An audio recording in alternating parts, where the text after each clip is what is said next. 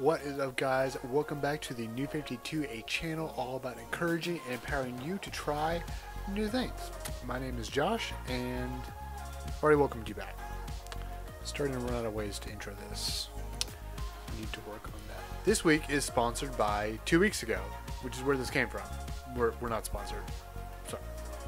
A couple weeks ago, a friend came to me asking if I could help her out with a project. She's starting her own side business, and one of the things that she was looking for was a logo for her new side business. Now, if you have looked into creating logos from a professional design company, that can be really expensive. My friend knew that I had a program that I've been kind of playing around with it for a while, and so when I found out that she was looking for a logo, I decided to ask her, hey, I would love to maybe do some work for you, see if this is something that I would be interested in pursuing maybe later on down the road with the idea of logo design. And so I got to it, and a couple weeks ago I created a logo. We kind of went through the process of figuring out what that looks like, how do we communicate back and forth as a client and as a person who is designing. And a couple weeks ago she started her business, and now it's on Facebook and now it's on Etsy, and she's really happy with it.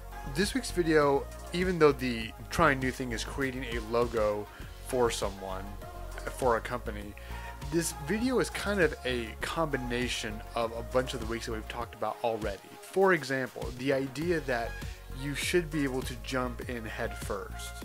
I didn't go to college with a graphic designer degree, and yet I was still willing to jump in there, knowing that if she wasn't happy with it, that she would just tell me, hey, I don't think this is going to work, and go somewhere else. At the same time, being willing to look at how much time I spent on something and going back and looking at numbers, looking at other companies, and trying to figure out what a fair to modest price would be, so that not only could I make sure that it was fair to me, but that it was also fair to her.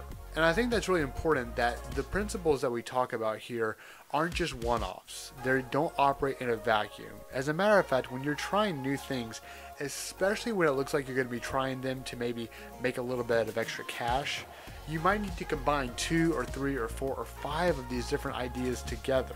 Now, obviously, if you've never tried anything to do with, for example, graphic arts, you shouldn't suggest to your friend that they should give their job to you. Make sure that you're only offering your services in areas that you already have a hobby in, or you've already done some work, or you've already tested a lot on your own.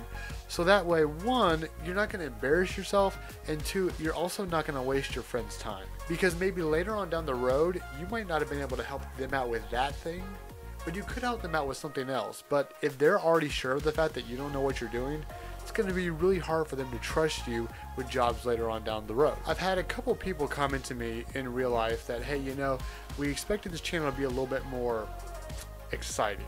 And I do have some exciting things planned up, but right now, because of my schedule and because, frankly, it's not summer, timing and money-wise, it's just hard to get to those things. But like I said in a couple of videos ago, I really do feel passionately about these small little ideas, because I think that these ideas can be taken into any kind of concept in any kind of way. So I might not be traveling halfway around the world, but probably you aren't either. You're probably not going to go skydiving anytime soon. You're probably not going to be spending thousands of dollars on something in one day. But I would wager that a lot of you want to be able to earn a little bit of extra money on the side. A lot of you have had something kind of small that you want to try, but you've never been willing to put out the $20 or $50 or $100 just to start something.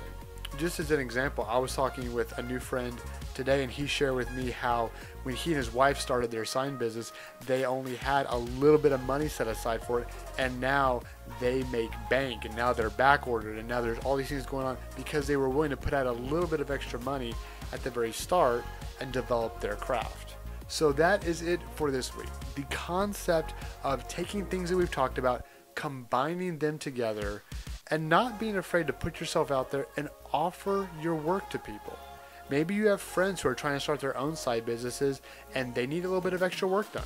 Maybe you could form some kind of an agreement with that. And that's it for right now, mainly because my battery's about to die. So to make sure that my battery doesn't die, I'll see you next week.